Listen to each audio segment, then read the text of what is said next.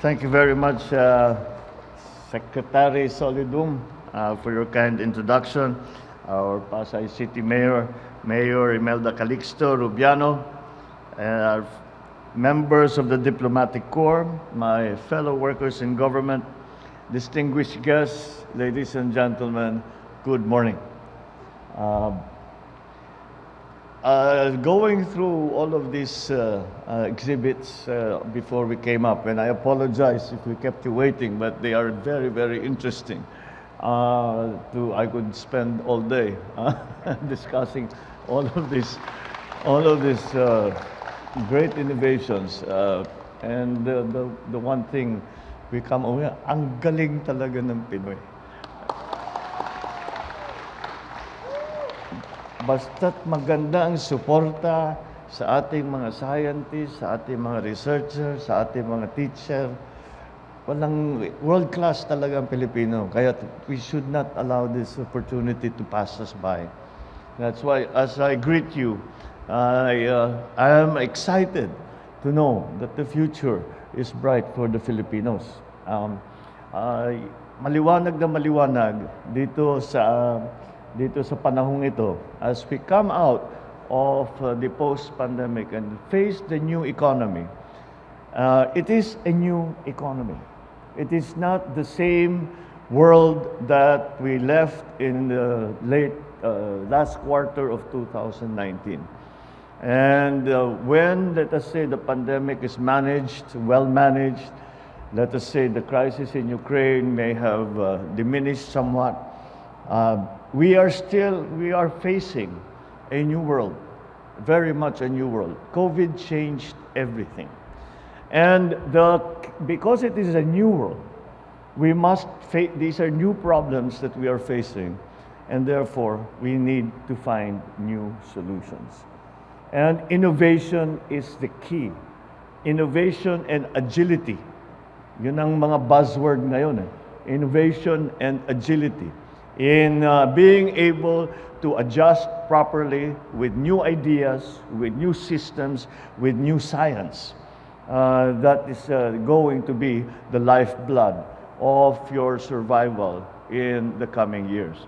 And so that is why this celebration that we are doing of Science and Technology Week has taken on an added meaning, because the innovations that will come, that we will need, a large part of that will be from pure science and technology. There are also the social sciences, which we still need, we also have to look at. But nonetheless, hard sciences will play a large part when it comes to the new solutions that we are looking for in this new world that we are going to have to live in. We underscore the important role of our scientists, our researchers, and engineers who diligently conduct studies, generate new knowledge, and devise better strategies to safeguard and advance well-being of Filipinos. I cannot proceed without tipping my hat to my father, President Marcos, who through Proclamation 2214 institutionalized the National Science and Technology Week. And through the decades, this celebration has continued to create a platform for professionals, for administrators, for policymakers, and for students to converge and collaborate in order to harness the power of science and technology, solving many of society's problems, finding opportunities for growth and for development. So I congratulate the DOST for holding once again and giving it the proper highlight and focus in this annual celebration of NSTW, and organizing exhibits and activities that aim to educate, encourage, and enhance the skills of our scientists, inventors, and advocates. The reaction that I have is that as usual, when we see all of these very clever technologies being displayed, always we come up to the problem of scaling.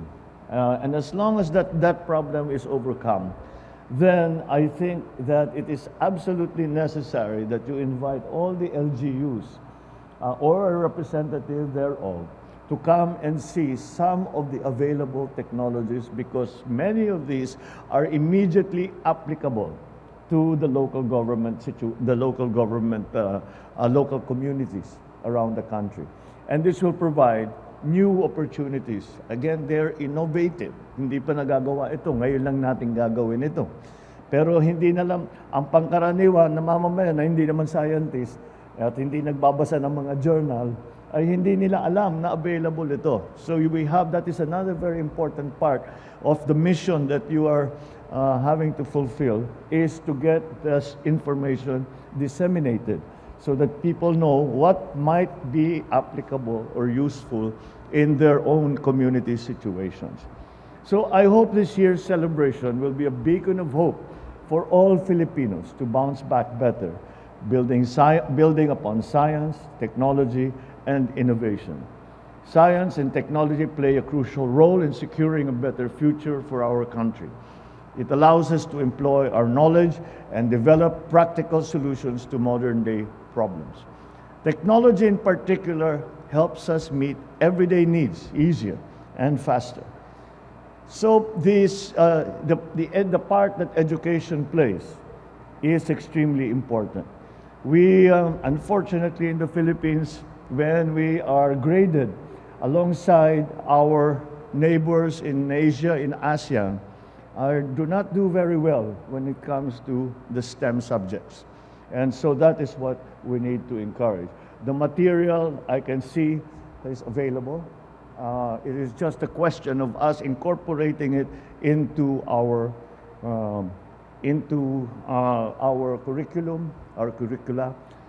It is just up to us to give it an emphasis, because in every aspect, the STEM subjects have become terribly, terribly important. Whereas in one of the elements when we were discussing what directions the economy should go, and we would say we have to retrain our people. We have to teach them the new skills that are necessary for them to be working, helping our government, helping the corporations that they might be working for, helping their own family businesses. These are all absolutely necessary. But whereas before, we trained people to be carpenters and plumbers and electricians and construction workers, now the training is in computer science, it is in coding, it is blockchain technology, it is computer engineering. All of these things are now the new world that we are facing. And that is why I keep stressing how important science and technology and innovation, the innovation that science and technology allows, how important it will be for our success in the coming years. But with that, I express my gratitude to the DOST for your continuous pursuit of scientific and technological advancement, developing meaningful partnerships amongst the academic and government agencies, research institutions, and local industries. We acknowledge, of course, that the DOST's attached agencies, their efforts, the regional offices for continuously implementing programs that create solutions to address the country's pressing problems on food security, job creation, health education, and climate change adaptation, amongst others. This is the overarching subject now, upon which touches on every aspect of our life. As an administrator, every time we speak of any subject, you can talk about agriculture, you can talk about public works, you can talk about tourism, any subject, sumisilip yung subject ng climate change. It affects everything and everyone. And so, once again, we look to science, we look to new technologies, we look to engineers to find us the solutions to mitigate, to adapt our very vulnerable country to the effects of climate change. One of the notable examples that I have seen is the GeoRisk PH, the integrated system, the country's platform for data gathering, sharing, and analyzing hazardous and risk information. This will be used for efficient hazard and risk assessment, climate and disaster resilient planning, land use and development planning. I think no one will argue that these capabilities are absolutely necessary for the Philippine condition. Another two are the cradle and setup programs, which are designed to help companies as well as MSMEs to improve their products, their processes, and services to boost their productivity and competitiveness through various science, technology, and innovation interventions. One of those is the partnership between the DOST and the DTI, the Trade and Industry, to create an environment that is conducive to startups. Because dun lalabas, that is where we will begin to see the new innovations that will come up. The startups will be the ones to introduce that into the system. And the other digitalization effort that we are doing for the MSMEs is creating a market, a digital market for the MSMEs to connect them not only to local suppliers and local consumers, but also to international systems, and hopefully this will increase their capabilities and increase their economic activities. So your efforts do not only generate development opportunities for young scientists, they contribute to our shared goal of enhancing the quality of Filipino life. With new leadership in the OST, I'm confident we will further advance the progress we have made in science and technology and gradually establish the Philippines as a center for excellence in R&D. You can rest assured this administration wholeheartedly supports these initiatives, pushing for science and technology, research and development-based solutions to our country's problems, especially in the immediate future in agriculture, but after that, in trade. I also urge the DOST and all other concerned agencies to allocate resources to institutions that carry out research and development and integrate these in government programs. What Dr. Solidum and I have discovered is that there are many research institutions who are doing really remarkably good research.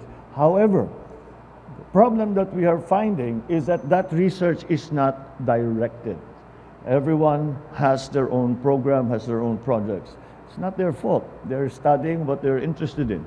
We in government have to give direction so that the output of our R&D is immediately useful to our farmers, to our businessmen, to our MSMEs, to our citizens. And that, I think, is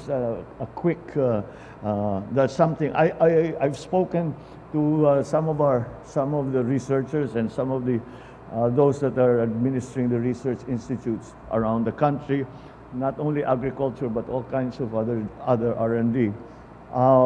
And they are willing to take direction from us, from the private sector, as to what are the necessary technologies for the Philippines in terms of improving, well, again, climate change mitigation, adaptation, and our food supply, our economic transformation, all of these things. And once again, science and technology, I am very confident is going to provide so many of the solutions, which should not be a surprise as we live in a very techno-centric society and economy. Accordingly, the administration assures you of our firm commitment in championing science and technology researches, developing data-driven and science-based policies, implementing evidence-based responses, supporting your community. I challenge DOST and their partner institutions to continue to provide more scholarships to Filipino students to develop a bigger pool of scientists, researchers, innovators in the country. Through this, we will institute a scholarship program specifically for STEM students. And this will not be limited to those who have shown their capabilities, their ability, and how they deserve these scholarships here in the Philippines, but to any institution that they are accepted to abroad. So this is important so that we continue to develop our workforce, we continue to develop our capabilities and our knowledge. Lastly, I encourage our Filipino scientists, researchers, inventors, and innovators, continue sharing your expertise, especially to young people, although they are the ones who are sharing the technology with us.